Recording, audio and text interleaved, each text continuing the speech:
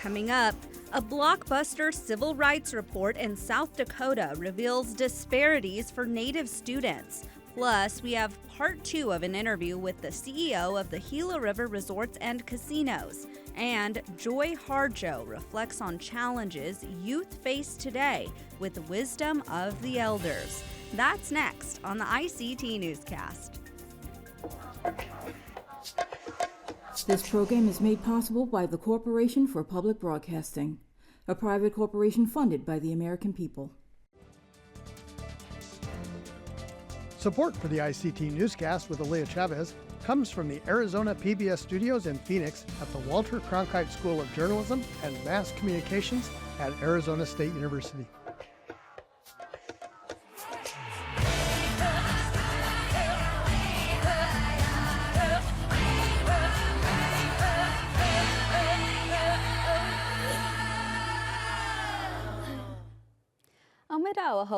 Thank you for joining us. I'm Aaliyah Chavez.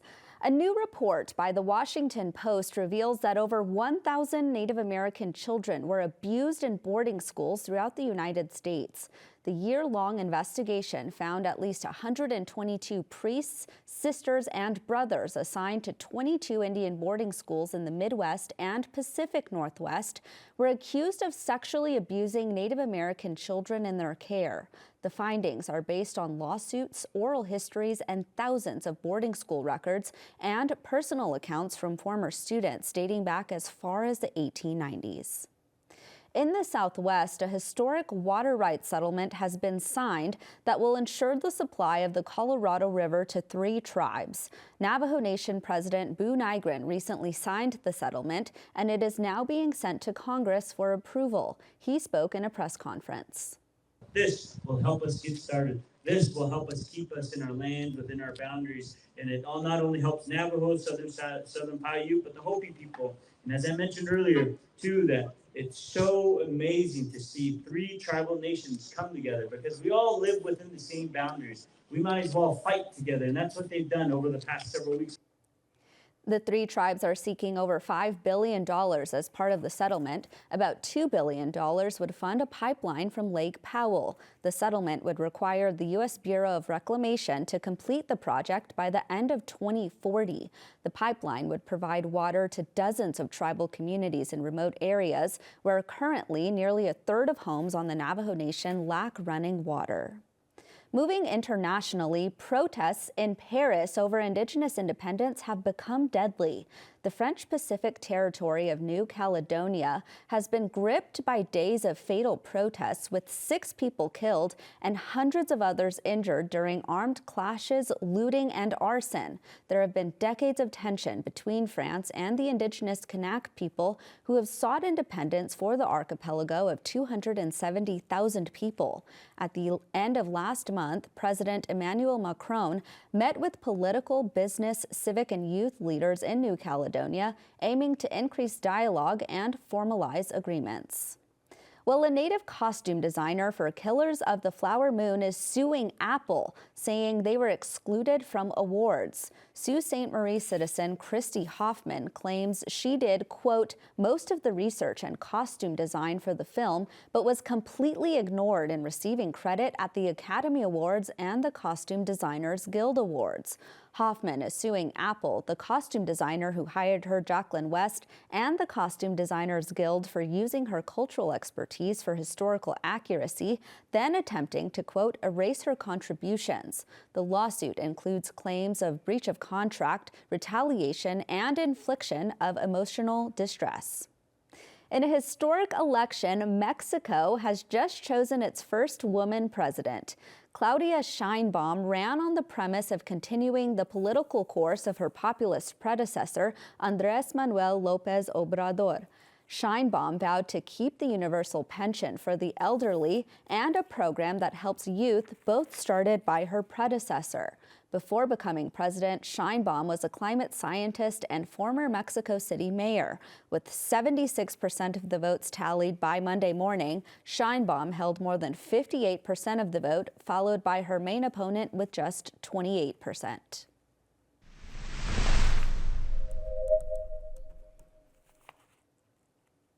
We turn now to South Dakota, where a federal investigation of the Rapid City Area School District has revealed persistent and statistically significant disparities in discipline for Native American students when compared with white students. Stuart Huntington has been covering this story, and he joins us now. Hello to you, Stuart. Hi, Leah. Take us to the beginning. How did this start? Well, it starts quite some time ago. 14 years ago, a group of parents and community members filed a complaint with the U.S. Department of Education's Office of Civil Rights. They alleged that the school district was disciplining Native students much more frequently than white students and not giving them the same opportunity and access to advanced learning courses like AP, like high school AP classes that can earn a student college credit. And in this complaint, what did the Department of Education have to say? Well, Aaliyah, it was a stark report. They have got into a resolution agreement with the school district. It's a 23-page plan, but in their report, they found some shocking things, that Native students were disciplined more than twice as frequently as white students. And when you look at the in-school and out-of-school suspensions, the disparity grows even starker. In-school suspensions, 4.6 times higher for Native students. Out-of-school suspensions, 4.8 times higher for students. The disparities that they discovered, the department issued a pretty interesting statement. They said it raises concerns that discrimination may animate district disciplinary practices. That's pretty stark. The school district points out that this agreement that they've entered into includes no admission that they've broken the law or that they've done anything wrong. And the district said, "We remain dedicated to engaging with the community and enhancing relationships with the Native American students and implementing measures that promote a positive, safe, and non-discriminatory environment." And Stuart, what has been the reaction in the community? Well, the community, I spoke with Dr. Valeria Big Eagle, and she used to serve on the school's Indigenous Education Task Force. And she said, "We've known this for a long time." In the Native community, they've known these imbalances were there for a long time. And but she struck a positive note and said that this was an opportunity to make changes for all of our students, including the Indigenous students. Now, buried in the report, Aaliyah, there were some disturbing details from the investigation put on by the Department of Education. There's a passage in the report that says that Superintendent Nicole Swigert reported that certain Native American tribes, such as the Lakota, Dakota, and Nakota tribes, do not commonly value education and inform their students that they do not need to graduate. I spoke with one parent in the school district who had some very strong thoughts on that. I have never heard an adult tell a child, "That's not important and you don't need to go." The messaging, the message is absolutely wrong. It is abhorrently wrong. And it's something that I would stand against every single time I heard it. I will not. That is not true. And that is an unjust and incorrect characterization of an entire community of people. We can really hear the passion from that parent there, Stuart. But tell us what's next in this whole debacle. Okay, the school district is going to be under federal oversight from the Department of Education indefinitely. The school district is tasked with creating a stakeholder equity committee, and this committee by November has to submit to the department an action plan on how the district is going to address these apparently systemic imbalances. And Stuart, I mean, you spoke to a lot of folks in preparation of this reporting. This might seem like a silly question, but why does this matter so much? Aaliyah, why does it matter that a group of students is being treated differently or according to the Department of Education, treated differently than another group of students? That's not a good message for those students. That's not a good message for the community. This is, it's not the foundation of a healthy, positive environment for, I would say, for anybody who lives in Rapid City. And Stuart, provide some context for us. We've reported a lot about South Dakota and racial relations and tensions there, but maybe lay the groundwork a little bit for our viewers. Aaliyah, I'm going to take you back 10 years ago to some reporting that I did in Rapid City. I used to work exclusively in Rapid City. And I looked at the racial imbalance in law enforcement, where at that time, 10 years ago, there were, I think, one Native police officer, no Native sheriff's deputies, and the jail population is 70% Native American in Pennington County, which is the seat where Rapid City is the county seat. There's long been simmering tensions that sometimes boil over.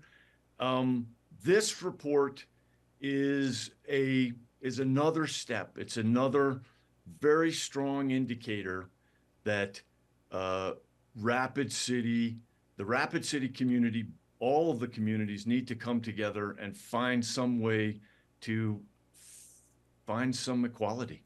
Stuart, thank you so much. Thank you, Leah.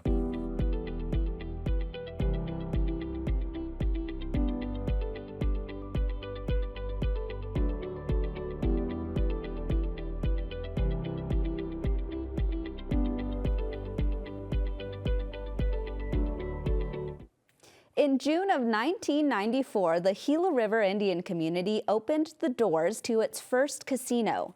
30 years have gone by, and since then, the tribe has grown its venture to the largest casino enterprise in Arizona, owning 4 casinos and 2 resorts, partnering with sports teams in the NBA, NFL, and MLB, and generating millions for the state of Arizona. Last week, we brought you a conversation with Gila River Resorts and Casinos CEO Kenneth Manuel, and today we're back with part 2. We know that we're thick in graduation season right now, and when you look at the fields that Native students study across the country, we see a lot of STEM fields, law fields, education fields even. Do you think that there's a future in which young Native American people have a career or grow a career in gaming or hospitality? Absolutely. We have so many success stories within Gila River Resorts and Casinos. I'm very proud to share with you the fact that we have a Pathways Mentorship Development Program. I myself am a product of the mentorship program. Several executives have come up through this program. We have a few folks that are currently in the program today.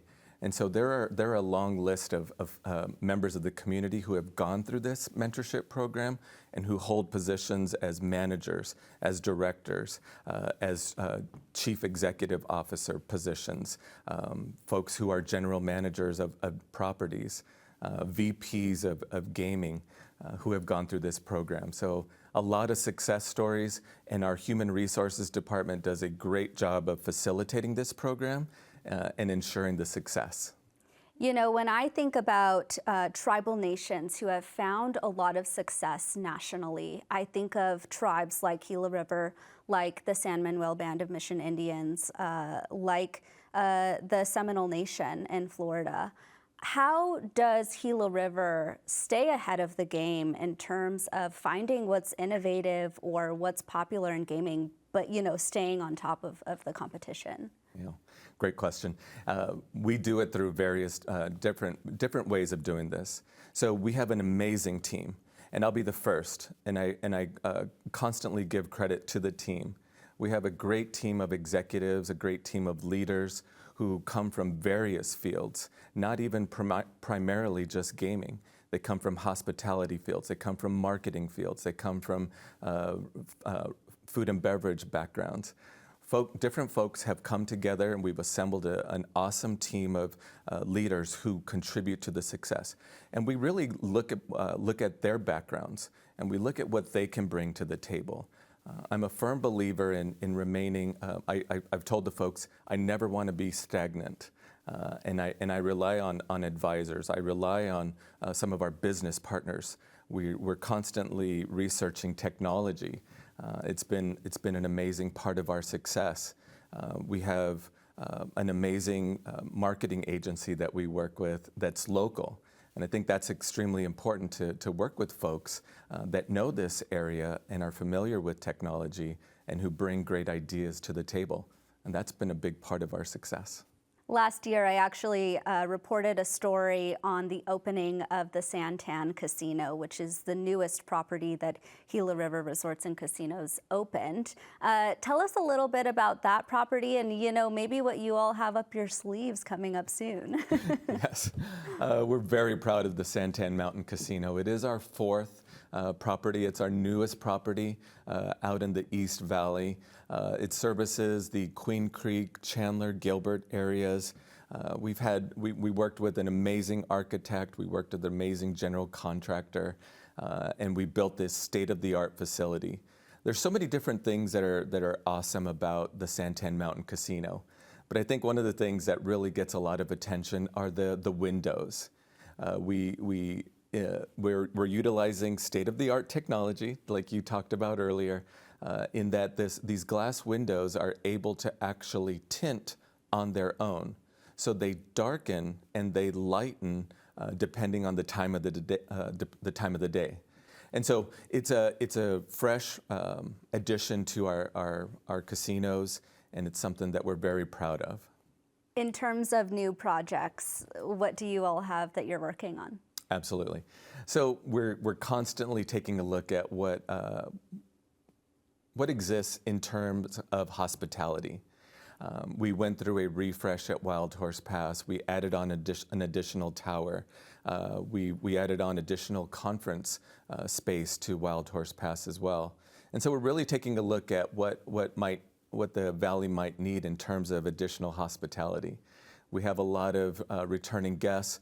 We have a lot of success with groups that conduct conferences or hold meetings at our properties. And so we're taking a look at what is on the horizon. And so we're always open to new opportunities. And it's because of our loyal guests. We're very proud of the fact that we have a product and an offering that so many folks in the valley and even folks outside of the state of Arizona love visiting our properties as well. Well, Kenneth Manuel, CEO of Gila River Resorts and Casinos, thank you so much today. Thank you very much. I appreciate it.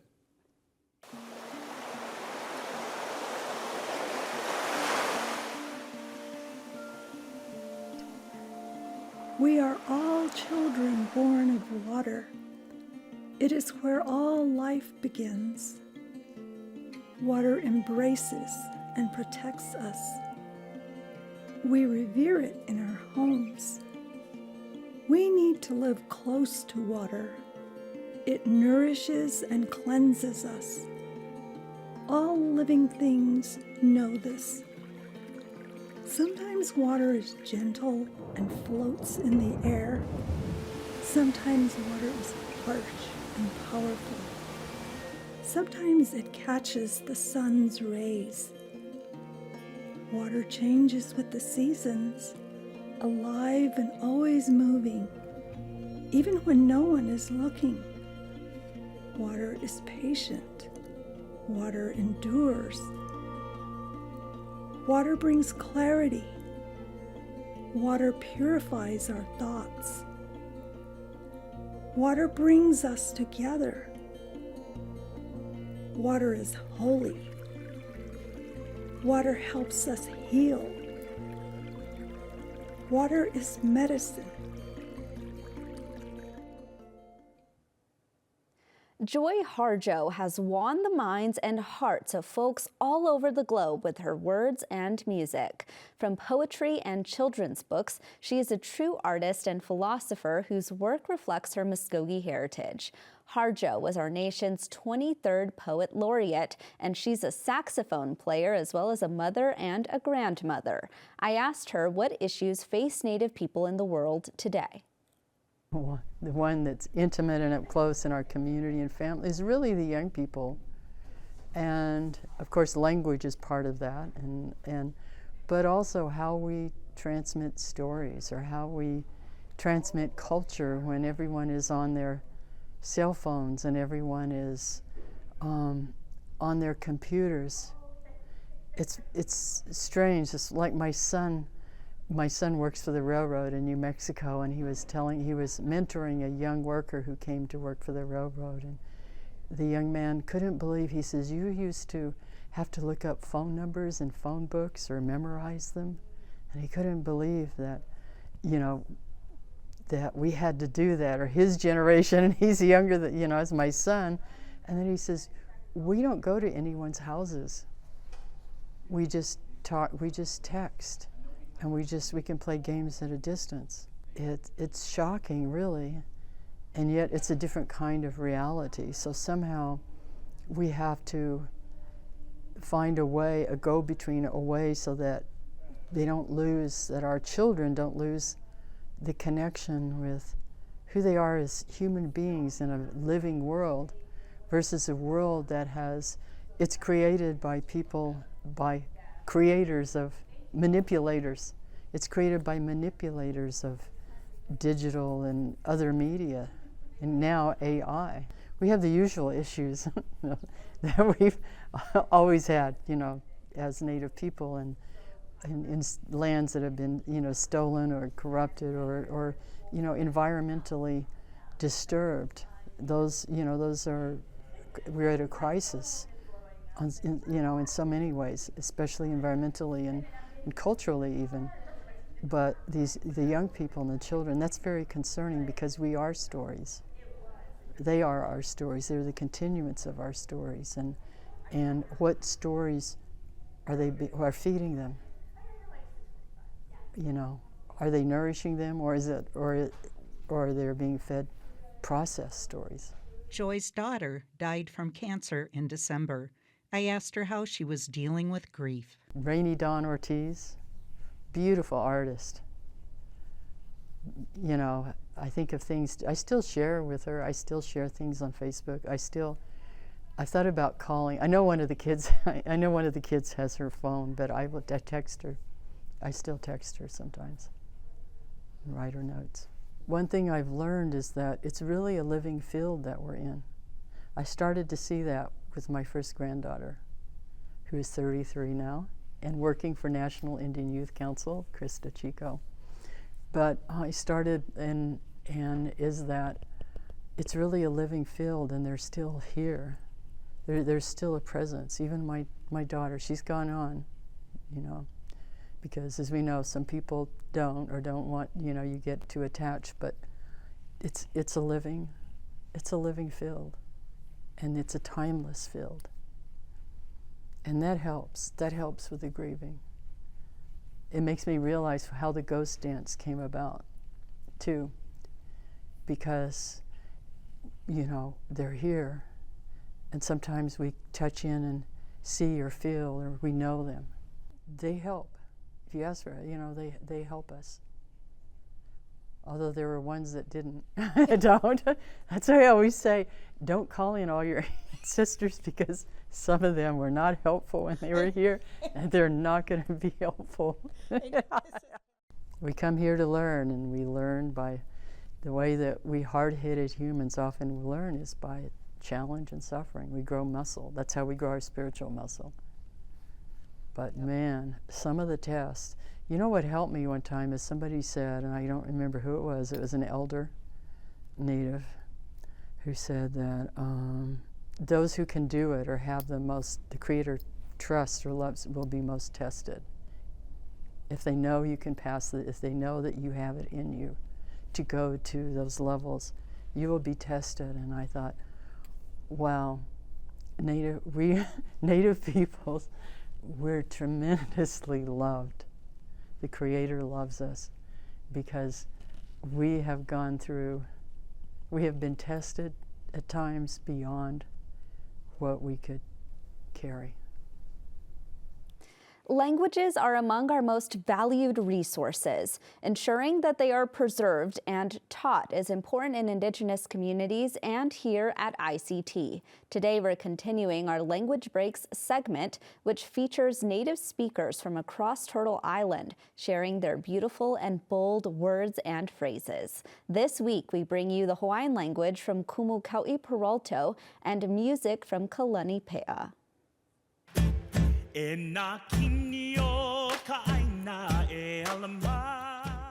Mai maka'u I kahana, maka'u I kamoloa. Mai maka'u I kahana, maka'u I kamoloa. Don't be lazy. Mai maka'u I kahana, maka'u I kamoloa. Don't fear work, fear laziness.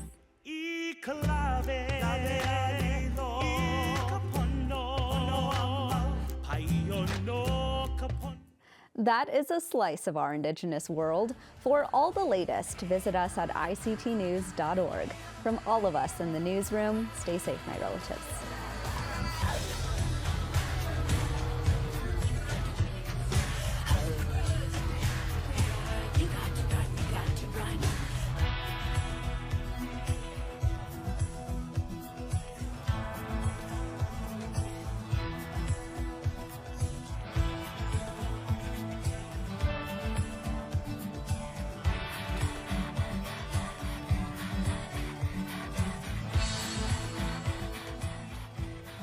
This program is made possible by the Corporation for Public Broadcasting, a private corporation funded by the American people.